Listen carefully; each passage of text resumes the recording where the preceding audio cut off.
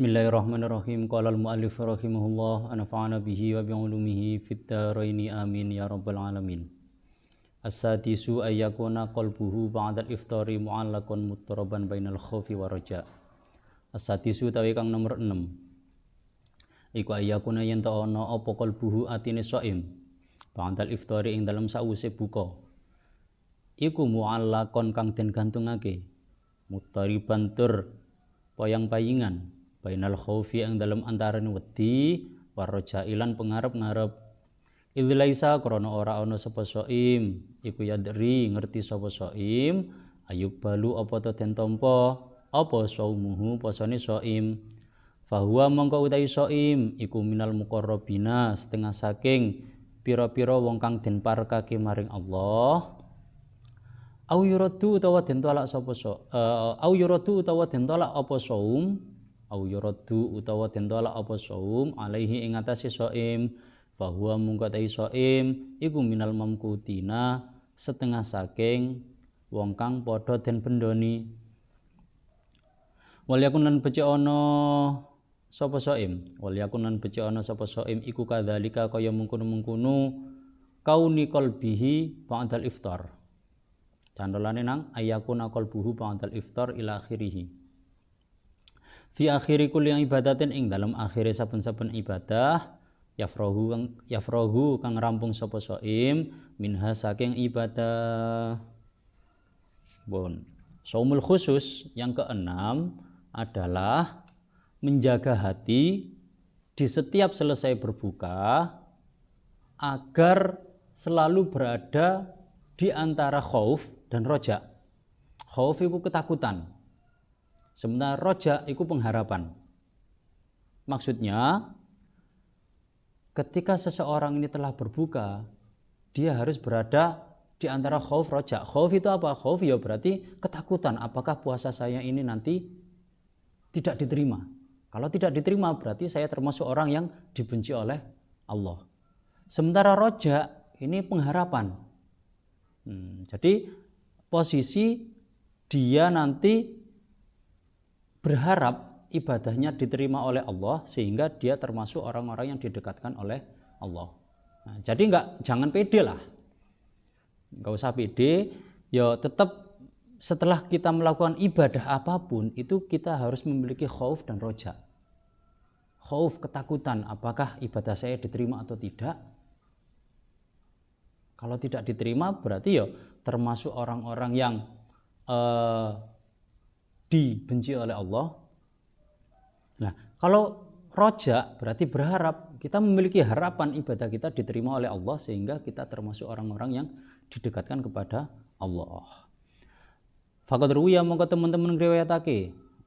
Faqad ruwiya mongko teman-teman dan riwayatake Anil Hasan bin Abil Hasani saking Hasan bin Abi Hasan Al-Basri. Apa annahu sak temene Hasan Basri iku marra lewatan sapa Hasan Basri bi kaumin tetemu kelawan kaum siji wahum hale utawi kaum iku yadhakuna padha guyu sapa kaum faqala mongko nuli dawuh sapa Hasan innallaha azza wa jalla sak temene Allah azza wa jalla iku ja'alan dadekake sapa Allah syahra ramadhana ing wulan Ramadan midmaron ing lapangan li khalqihi kedue makhluke Allah yastabikuna kang padha balapan sapa khalqi iki dadi hal ya kenek dadi yastabikuna halih padha balapan sapa khalqi fihi ing dalem midmar li taatihi krana ngabekti ing Allah fasabaka mongko balap sapa kaum fafazu mongko bejo sapa kaum watakhallafa lan dadi keri sapa aqwamun pira-pira kaum fakhobu mongko tuna sapa aqwam fal ajabu mongko utawi kang gawakake kulal ajabi kelawan sekabehane gawok iku lidhiki kedue wong kang guyu Allah ibi kang dolanan sapa dhik fil yaumi ing dalam dina allazi faza kang bejo fihi ing dalam yaum allazi faza kang bejo fihi ing dalam yaum sapa asabiquna pira-pira wong kang balap Wa khabalan tuna fihi ing dalem yaum sapa al mubtiluna pira-pira wong kang anggur-angguran. Ama iling wallahi demi Allah lau kusyifa lamun ten buka apa alghita ututup lastaghala monggo yekti ketungkul sapa al muhsinu wong kang agawe bagus bi ihsanihi kelawan penggawe baguse muhsin wal musiulan wong kang agawe ala bi isaatihi kelawan penggawe alane musik. Aikana tegese ana apa sururul makbuli bungae wong kang den tampa iku yusghiluhu nungkulake apa surur ing makbul iku yusghiluhu nungkulake apa surur ing makbul anil labi saking dolanan wa hasratul marduti lan nelongsoni wong kang den tolak wa hasratul marduti lan nelongsoni wong kang den tolak iku tasuddu muntoni apa hasrah. Jadi atofe nang kana sururul makbul ya iku alaihi ing atase merdut babad dohki ing lawangane guyu. Kemudian dalam salah satu riwayat Hasan Basri ya salah satu ulama sufi ini pernah berjalan melewati kaum yang sedang tertawa. Jadi Hasan Basri lagi jalan-jalan, kemudian berjalan melewati kaum. Lah, ternyata kondisi kaum tersebut sedang tertawa. Akhirnya beliau berkomentar bahwasanya Allah menjadikan bulan Ramadan ini sebagai arena untuk makhluknya agar berlomba-lomba melaksanakan ketaatan. Lah, di mana nanti orang yang lebih dahulu dia akan mendapatkan kebejanan faz, dia akan mendapatkan keuntungan, sementara orang-orang yang tertinggal dia akan mendapatkan kerugian. Nah, yang lebih mengherankan itu adalah orang-orang yang tertawa dan masih bermain-main di hari di mana orang-orang yang menang dia akan mendapatkan kebahagiaan, sementara orang-orang yang kalah, orang-orang yang enggak ngapa-ngapain dia akan merugi. Lah, seumpama kok ghita ini berarti seumpama tutup kita untuk melihat alam malakut ini dibuka, ya, maka orang-orang yang berbuat baik akan tersibukkan dengan kebaikannya, dan orang-orang yang berbuat buruk akan tersibukkan dengan keburukannya. Maksudnya bagaimana? Ketika hijab kita untuk melihat hal-hal yang batin ini, hal-hal yang samar ini kok dibuka, maka orang-orang yang berbuat baik dia akan tersibukkan dengan kebaikannya. Dalam arti dia akan berbahagia. Nah, kebahagiaan dia ini disebabkan dia itu telah berbuat baiklah. Bahagia inilah yang menyibukkan orang-orang yang berbuat baik. Nah, sementara orang-orang yang berbuat buruk dia akan tersibukkan dengan nelongso. Nelongso itu apa ya? Yes, nelongso. Jadi orang-orang yang berbuat buruk dia akan disibukkan dengan kekecewaan dia karena telah berbuat hal-hal yang karena melakukan hal-hal yang tidak bernilai ibadah. Maksudnya di sini Imam Basri menyatakan bahwasanya saat bulan Ramadan itu merupakan arena kita sebagai makhluk untuk berlomba-lomba melaksanakan kebaikan. Nah, dalam perlombaan ini siapa yang terlebih dahulu datang, siapa yang mendahului yang lain, dia akan mendapatkan kebahagiaan. Dia termasuk orang-orang yang beruntung. Ya. Nah, sementara orang-orang yang telat, ya kan? Berarti orang yang dahulu nanti dia akan mendapatkan keberuntungan, orang-orang yang telat dia akan mendapatkan kerugian. Nah, yang menjadikan lebih takjub lagi itu adalah di hari ini, yakni hari Ramadan ini, ya. Padahal itu hari-hari di mana kita saat mendahului yang lain, kita akan mendapatkan keberuntungan, tapi ketika kita tertinggal akan mendapatkan kekecewaan. Nah, ini kok masih ada orang yang dengan santainya tertawa tidak ngapa-ngapain. Ya kan? Jadi sampean seumpama diikutkan lomba gitu ya, ikut lomba. Sudah di arena perlombaan tapi ternyata sampean masih nyantai-nyantai. Lah kan yo gumun ke. Nah, ada orang lomba kok, yang lain sudah siap-siap. Nah, yang juara ini pasti dapat hadiah, yang enggak juara ini ya enggak dapat hadiah, dia akan kecewa kan. Lah, ini ternyata waktu lomba dia malah santai-santai. Ini ya lucu. Nah, podo Ramadan gitu. Ramadan ini tempat kita berlomba-lomba melaksanakan kebaikan.